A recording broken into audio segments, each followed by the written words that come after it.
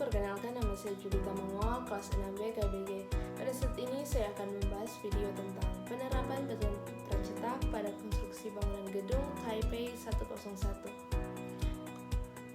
Material yang digunakan yang pertama adalah beton precetak untuk lantai, dinding, kolom, dan balok.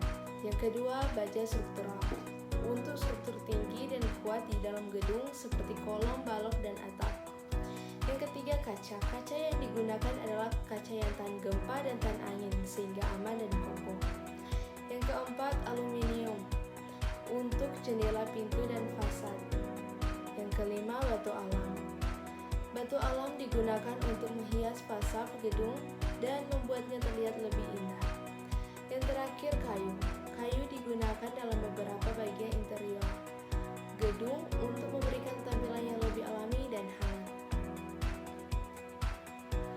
Selanjutnya kita masuk dalam proses produksi beton precetak. Yang pertama, persiapan cetakan. Cetakan dibuat dengan menggunakan kayu atau bahan lainnya. Cetakan ini dirancang untuk bentuk dan ukuran yang diinginkan untuk elemen beton precetak yang akan diproduksi. Yang kedua, pencampuran beton. Beton precetak diproduksi dengan mencampur bahan-bahan seperti semen, air, pasir, kerikil, dan bahan aditif lainnya di pabrik beton. Yang ketiga, penempatan baja tulangan. Baja tulangan dipasang di dalam cetakan sebagai tulang belakang beton precetak. Yang keempat, pengisian cetakan. Campuran beton precetak dicurahkan ke dalam cetakan yang telah dipersiapkan sebelumnya. Yang keempat, penempatan. Setelah beton dicor ke dalam cetakan, beton diolah dan dipadatkan dengan menggunakan alat khusus. Kemudian beton precetak dibiarkan mengering selama beberapa hari hingga mencapai kekuatan yang cukup. Dan yang terakhir, pemotongan atau pengiriman. Setelah beton precetak mencapai kekuatan yang cukup, cetakan dipisah dan dipotong menjadi ukuran yang diinginkan. Beton precetak kemudian dikirim ke lokasi Taipei 101 dan dipasang dengan menggunakan alat khusus. Selanjutnya kita akan membahas tentang komponen elemen beton precetak yang digunakan. Kolom beton precetak. Kolom-kolom beton precetak diproduksi di pabrik dan kemudian dirakit di lapangan. Mereka digunakan untuk menopang beban vertikal gedung.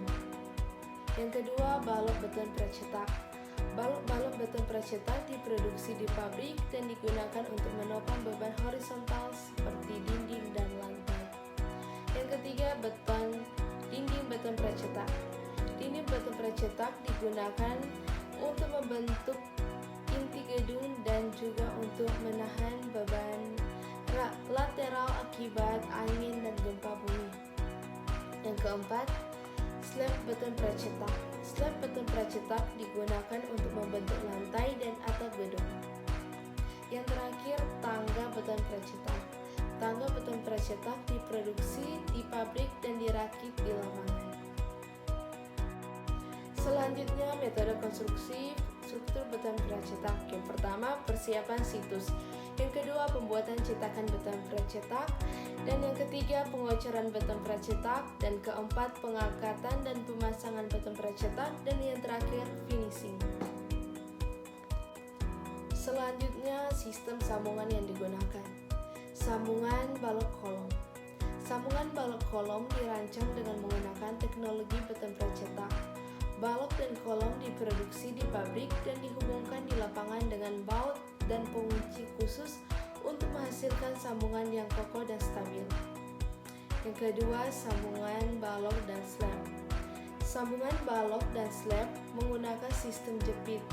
Sistem ini menggabungkan balok dan slab dengan menggunakan plat besi yang dijepit di kedua erat menggunakan baut dan pengunci khusus. Yang ketiga, sambungan dinding kolom. Sambungan dinding kolom menggunakan teknologi slip form.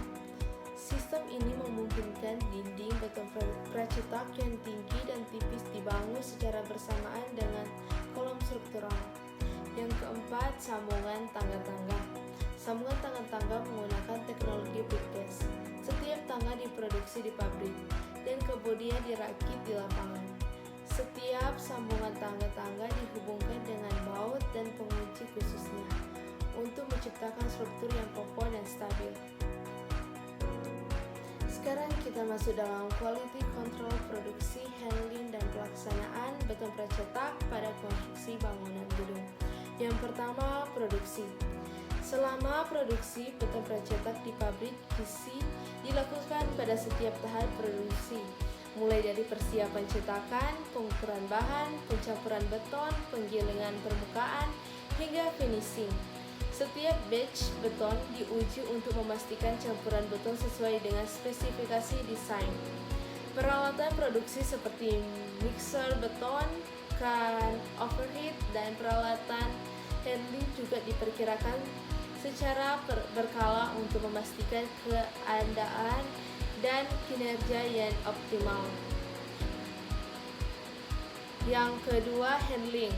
Selama pengangkutan beton precetak dari pabrik ke lokasi konstruksi, setiap komponen dipantau secara ketat untuk mencegah kerusakan atau keretakan. Komponen beton precetak dilindungi dengan cermat dan diangkut menggunakan truk trailer khusus yang dirancang untuk mengangkut barang berat dan besar. Dan yang terakhir, pelaksanaan. Selama pelaksanaan beton precetak di lapangan, setiap komponen dipasang dengan akurasi milimeter menggunakan peralatan modern seperti kran dan hoist. Setiap sambungan diuji untuk memastikan kekokohan dan kekuatan sambungan. Setiap komponen diuji untuk memastikan tidak ada keretakan, cacat, atau kekurangan lain yang mungkin mempengaruhi kinerja struktur. Selanjutnya, biaya konstruksi bangunan gedung dengan menggunakan beton precetak. Biaya konstruksi bangunan gedung Taipei 101 dengan menggunakan beton precetak sangatlah besar. Pembangunan gedung setinggi 508 meter dengan menggunakan beton precetak merupakan sebuah proyek yang sangat kompleks dan memerlukan biaya yang sangat tinggi. Menurut laporan yang diterbitkan oleh Dewan Tinggi Besar Konstruksi Taiwan, total biaya pembangunan Taipei 101 mencapai sekitar 1,8 miliar US dollar. Biaya tersebut mencakup pembangunan gedung dan fasilitasnya, serta biaya pembelian tanah dan perizinan. Namun, tidak ada informasi yang menyebutkan beberapa persentase biaya yang digunakan untuk pembangunan struktur beton precetak di Taipei 101. Sekian dari saya, terima kasih.